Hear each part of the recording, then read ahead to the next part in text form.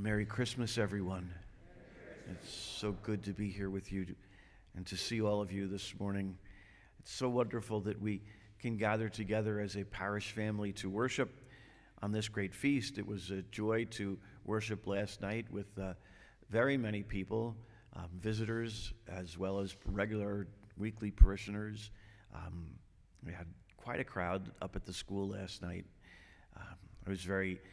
I started off being kind of nervous at the 4 o'clock Mass, like around a few minutes before 4. There was enough people to make it worthwhile, but then by the time we got to 4:30, we'd have been hanging from the rafters in here for sure.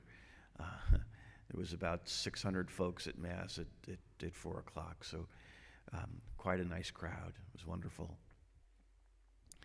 It's a great time, Christmas.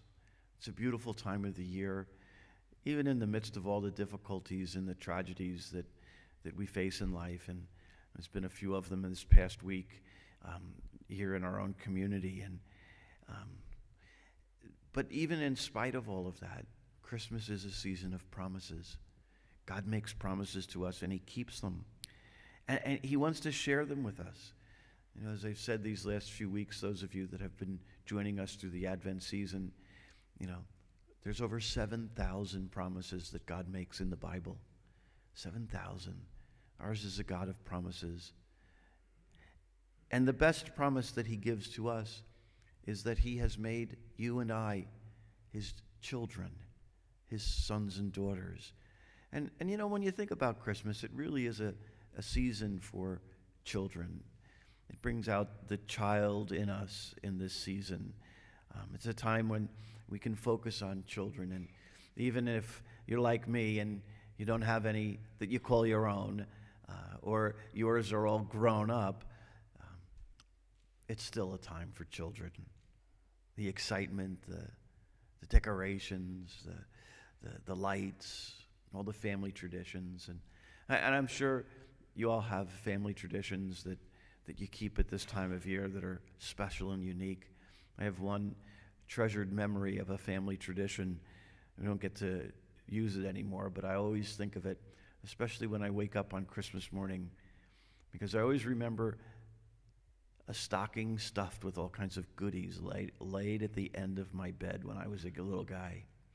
And I don't know what it was about that. It's something that I miss the most about Christmas, celebrating it as I do now. But it was the one thing, being able to have that stocking full of things. I later discovered, as I grew older, that it was, that it was laid there at the foot of my bed by Santa as a way of keeping me, and of course my brothers and sisters, we all got one. It was a way of keeping us in bed just a little bit longer, so that the elves who spent the night delivering presents with Santa could get an extra hour or two, or an extra few minutes anyhow of sleep.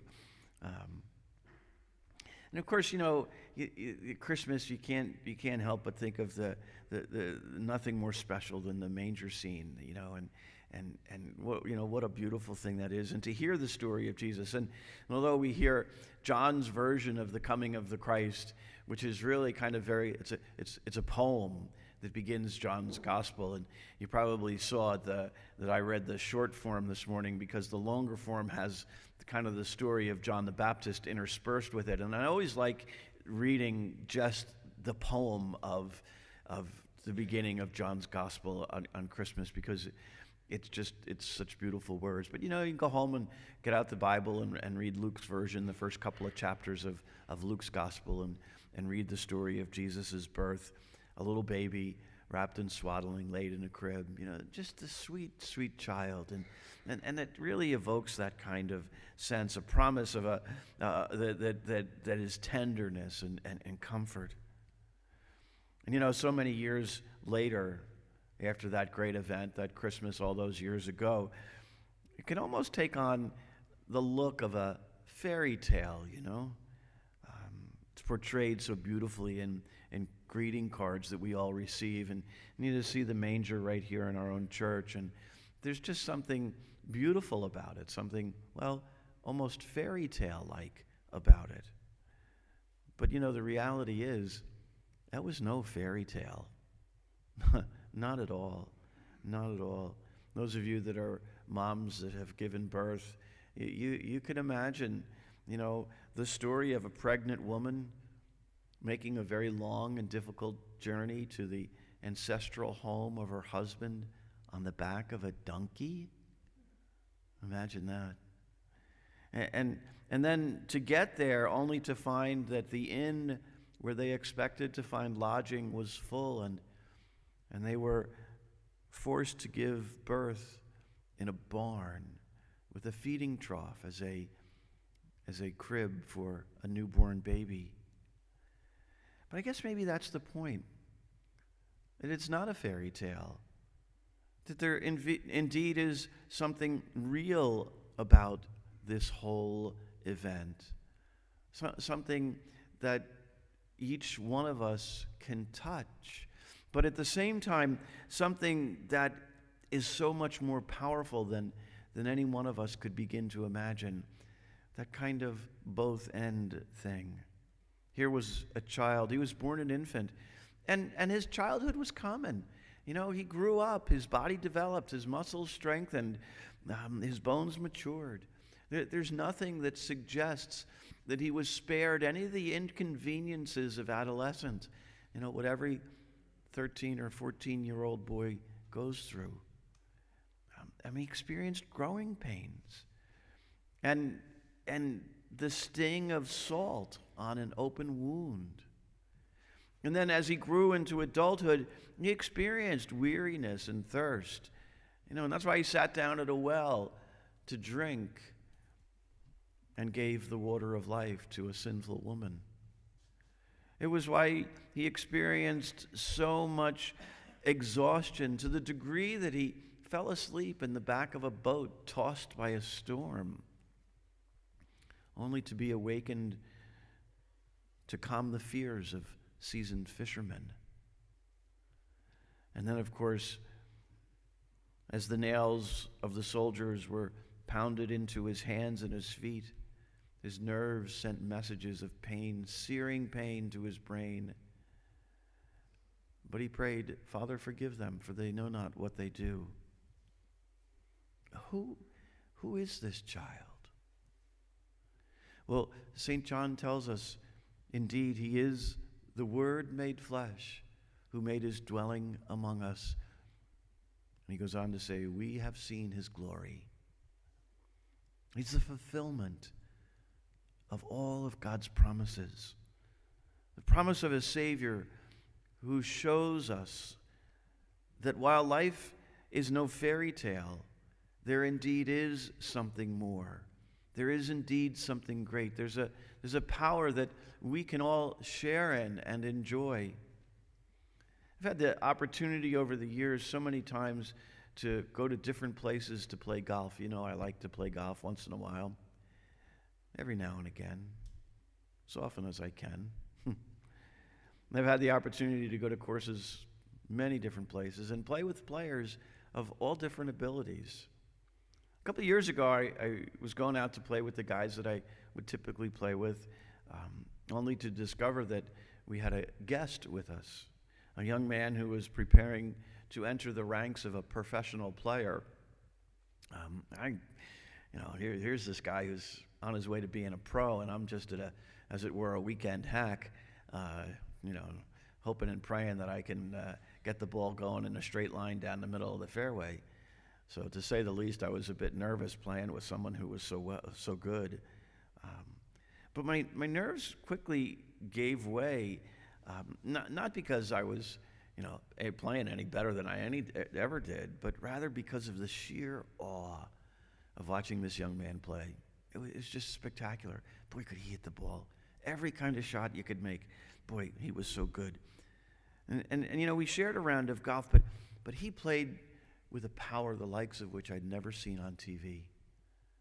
That kind of power, that kind of beauty, that kind of strength, that might be how the followers of Jesus thought. Wow, look at what he does. Look at what he says. When he speaks, something happens. Something extraordinary, something awesome happens. He commanded the demons to leave a possessed man, and they did. He commanded the storm to be silent, and it was. He commanded the dead man to rise up, the dead daughter to sit up, the entombed Lazarus to come out, and he did, and she did, and so did he. This is no fairy tale. This is real life. Who is this child? The Word made flesh, who makes his dwelling among us. The fulfillment of God's great promise. And we have seen his glory.